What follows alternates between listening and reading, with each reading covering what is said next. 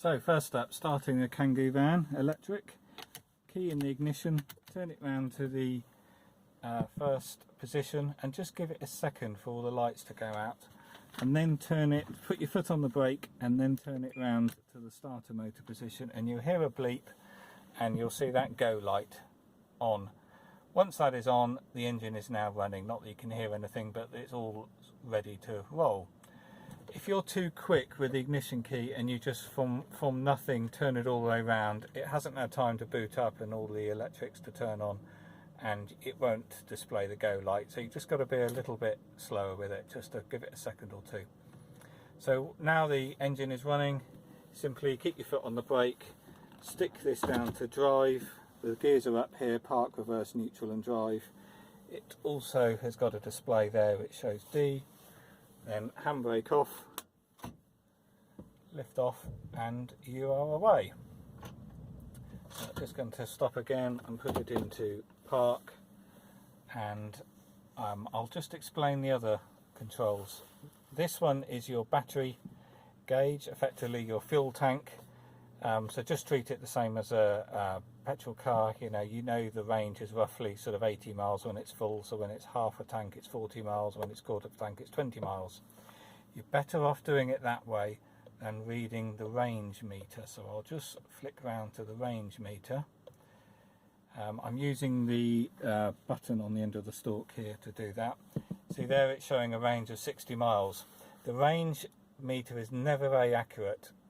It's a guessometer, so it's trying to predict how you're going to drive based on the weather, the state of charge and how you've last driven. So if it was a cold day yesterday when you had the heating on and you stuck your foot down driving fast, then the range was, your driving was going to be uneconomical, so it's going to be basing your future range on that. So you have to take this with a very big pinch of salt. This can be as much as 50% out. Frequently I've got in electric cars where the range will say something ridiculous like 40 miles and I've driven 80 miles on that. So you'll get to know, but treat that with a big pinch of salt and use the battery gauge instead. So the next thing to look at is this needle here. This is your power needle. So when it's at 12 o'clock you're not using any electricity. When you're driving it will go around to this side, most likely you will be in the red. It's showing you're using full power. You want to try to keep it sort of out of the red a bit. It's very difficult in a Kangoo van, it sort of goes in the red straight away. But if you can just keep it between 12 o'clock and the red, you're driving economically. When you lift off the accelerator and you're using regen braking, so the battery is being charged by the motor, it drops to the left hand side of 12 o'clock. Even though there's no colour on here, it's not a very good meter. It should really be green or blue on this side to show you it's charging. But anything to the left hand side of 12 o'clock means you're getting charge into the battery. So basically with electric vehicles, you drive it like it's got no brakes.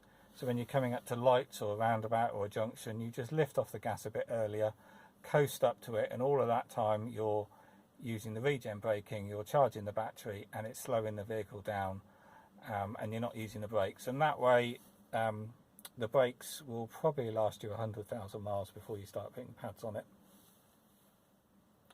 The other thing to note is the eco mode. If you can see there above P there is a little E on the dash. That means eco. So on these earlier Kangoo vans the switch is down here on the dash. It's a bit hidden, it's not particularly easy to find when you're driving. But on most of them it is the only switch that is along here, and you push it at the bottom to switch it on and off. On a newer Kangoo van, that is a van that has the charging port behind the badge at the front, the switch is down here near the gear stick. So in eco mode, basically it just reduces the power to the motor, so it increases the range. So in normal town driving you really don't notice any difference. But it actually helps because it stops your wheel spinning, because these vans are very easy to spin the front wheels when eco mode isn't on because of this instant torque you have with an electric motor. And if the roads are wet it's very easy to spin the wheels. There's no traction control on these vans to handle that. So eco mode does very much help that. but it does limit your top speed to 65 miles an hour. So if you're on a motorway or dual carriageway, you'll probably want to turn eco mode off while you're on the road, and then maybe put it back on when you're off the fast road. In normal driving, you do get used to eco mode and you don't notice any difference, and it will help on the range a little. Charging the Kangoo van is as simple as opening up the flap, opening up the inner flap, which then exposes the connector. Get hold of your charging cable, plug it in the other end at your charger first so it's live. They're not actually live. The 3 big pins in there is your mains. It's got 2 smaller sense pins which are live, but they communicate to the car. They're low voltage pins, and it's only when it's happy that it turns on the 240 volt. So the idea is it's completely safe. If you were to drop this in a puddle on your way to the car, you're not going to electrocute yourself. So you just push it into there, you'll hear it click, and then when the car is happy and it starts charging, the indicators should flash, there they go, and the van is now charging. So this is a granny cable, or probably called a portable charger, a 10 amp portable charger. So I've plugged it in up here on the 3-pin socket, normal 3-pin socket. Your socket you use must be on a ring main, i.e. have 2 wires coming into it, not just one. That would be a spur, because it's got to draw 10 amps and 10 amps constantly. If it's on a spur, the wiring tends to get hot, and probably the charger will just turn off anyway. So down here on this particular charger, when it's red, it means it's charging. So what you do is you plug it in, switch it on live first before you connect it into the car, and then it's happier then. And on this one, it's very nice. It's got a screen, tells you the stats, so we can see here it's been charging for 3 minutes, and it's used 0.1 of a kilowatt so far. And here's your current stats of what's going into the car. It's currently drawing 6 amps. It's quite low at the moment because the battery's already charged on this van, and it won't be able to put much in, so it's not drawing much. But when the charger is finished, it will automatically turn off. You cannot overcharge the battery. The battery you can't overspend electricity because it's a 22 kilowatt hour battery. You can only put 22 kilowatts, so 22 units of electricity into that battery and no more. In reality, you can't put 22 because you're never going to be that low. So most chargers, even when you're very flat, you're only going to put 20 kilowatts into it. Depends on what you pay for electricity, but in my case I pay 9.7p a kilowatt hour. So putting 20 kilowatt hours into a battery is going to cost me roughly £2. So you just leave it plugged in, plug it in all the time, keep it fully charged, because when you plug it in, it also charges the 12 volt battery up front as well, and you can't overcharge it, and it will turn off when it's ready. And also the other thing, by leaving your vehicle plugged in, there are, this one's just turned off, so we couldn't actually put anything into it because it was already charged. We only put 0.13 of a kilowatt into it, and it's now switched off, it's not charging, and the green light is flashing, so it's quite happy to sit there like that. But by leaving it plugged in, what's going to happen in the morning at 8 o'clock, because the timer is set to 8 o'clock inside the van, is the preconditioning is going to come on, so it's going to heat the van up ready from the electricity from the house rather than from the traction battery. One other thing on charging, I just note, if you come here and you plug your charger in and you're not getting any charge and it's just not switching on, it's probably because the van is locked. So you need to blip the central lock in with your key, that will unlock it all, and then the charger will engage and it will accept charge. I would say about 99% of all problems with EVs are down to the 12 volt battery. EVs have a normal 12 volt battery up front like they do on every other car, and the car is completely reliant on the state of that battery. Unlike normal cars where the battery turns over the engine in the morning, turns the starter motor, on electric vehicles all that battery does is switch relays and electrical circuits on, so it never gets worked. So you can't tell when they're getting old or need replacing.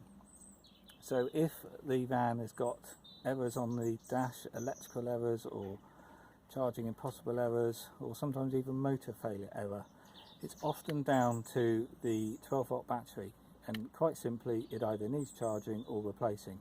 So if you want to charge it, the simplest way is just to plug the vehicle in and charge it, and it will give this a charge, but often that's not enough if it's got low.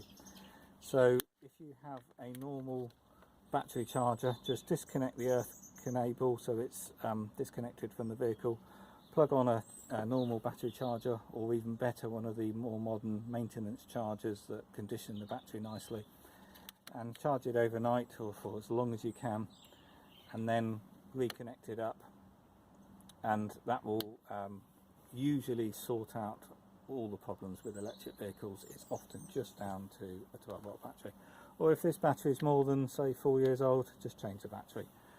They don't cost too much.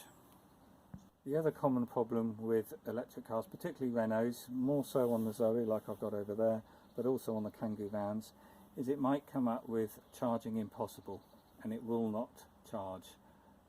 If you ever get that, the best thing to do is disconnect the charger, shut the doors and lock the car, and usually if the car's asleep sort of after 10 minutes or maybe half an hour, the error will go and you can start again. But the charging impossible error is usually the earth.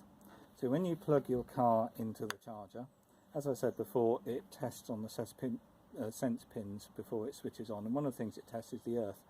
And Renault vehicles are particularly sensitive on the quality of your earth.